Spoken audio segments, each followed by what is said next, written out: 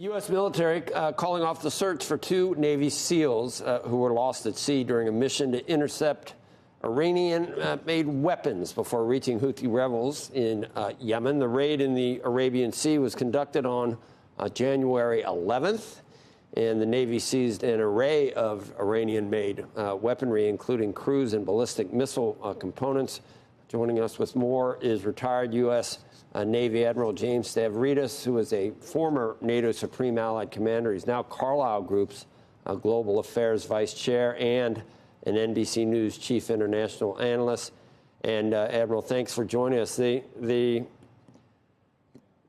mean, you add up all the things, all the trouble that Iran has been fomenting or causing, and the list is long. And, you know, they say, well, we haven't lost anyone yet. I mean, you can almost directly tie the loss of these two great men, these Navy SEALs. I mean, Iran is to blame for a lot of this stuff, but the Biden administration has a tough task because members of the Democratic Party say you have to declare war to even, you know, launch another strike against the Houthis. Yeah, let's start with the three H's, Houthis, Hezbollah, Hamas. And I get it. It's confusing. It's one more wrinkle in this endless frustration called the Middle East. But you're right. You can forget all of those names and simply substitute the word Iran. Iran is the proxy, the puppet master, the leader of these proxies. And as we saw in the tragic death of these two Navy SEALs, by the way, fulfilling their mission, that's their job, to go and find that kind of materiel. And I would argue they are contributing to our security with their very lives. But you're right, Joe. The administration's choices are unenviable, particularly in an election year. No one wants to get dragged back into the Middle East. That's why there are speed breaks, both from the left in terms of, as you point out, do they need a war resolution? And on the right, funding. So it is a tough basket for the administration. But on the Houthis, to conclude, they have to be addressed. Otherwise, to the point of Squawk Box and business and the global supply chain, we're just going to see oil prices and prices of goods inexorably continue to rise. That's not acceptable either. It's frustrating and annoying that Iran knows exactly how far to take things. They don't want the big conflict either.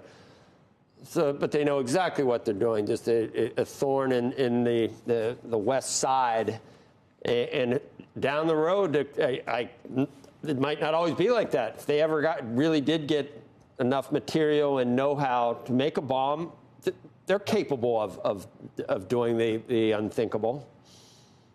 Unfortunately, they are. Someone asked me at a speech I was given last night, what do you worry about the most? And frankly, the answer is Iran, because of precisely that point. Picture Iran in the current circumstance if it was nuclear armed. It's completely unacceptable because they don't have boundaries in what they're doing at the far end of this, particularly when it comes to Israel. So in addition to the tactical responses all along the way, we have to be mindful of that strategic imperative. Iran simply cannot be put in a position where they can obtain a nuclear weapon. Admiral, we've been talking about this as a means for making sure commerce can continue. I mean, that's even the name of this mission as it started. You've now seen American lives lost defending the commerce aspect of this. First of all, how many American lives are at risk? Second of all, is it fair to say that this is commerce, or is this a much bigger issue, and should we stop saying that this is commerce?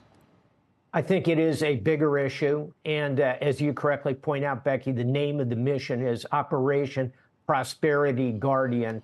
Probably Stupid not name. the best choice. Yeah. I think this is much bigger than that. It gets to the issues Joe and I were discussing a moment ago of facing these challenges in a way that doesn't drag us into a massive war, but at the same time addresses not just the prosperity piece, but the strategic encroachment of Iran throughout the Middle East directed against our allies, partners, and friends. And by the way, it's not just Israel here. Iran would love to topple regimes in Iraq, for example. Certainly, they have their eye on Saudi Arabia and the Gulf Arab states with whom they have historical confrontation. So, yes, it's bigger. Here's the good news. I don't see a scenario, at least at this point, where we're going to be putting big numbers of boots on the ground. I think we're going to continue to do this from the air strategically with cybersecurity, work through our own allies, partners, and friends, partner with Israel, partner with the Gulf Arabs. This is not going to turn into Iraq 2, but we've got to make sure it does not. I don't envy the Biden administration. I don't know about red lines either. Maybe we just shouldn't do them. But, I mean, we need to do them, but we can't do them because you need to be ready to do something if it's crossed. And we weren't back in the Obama administration. That was a terrible precedent. But would you advise we put a red line in what the Houthis are doing right now? If they cross it, we have to do something then. I am not one to believe in red line for exactly the reason that you prescribe. Right. We've got to keep our technical flexibility. I think what the administration should be doing, and they probably will, is amp up the level of strikes against the maritime side of what the Houthis are bringing to the table.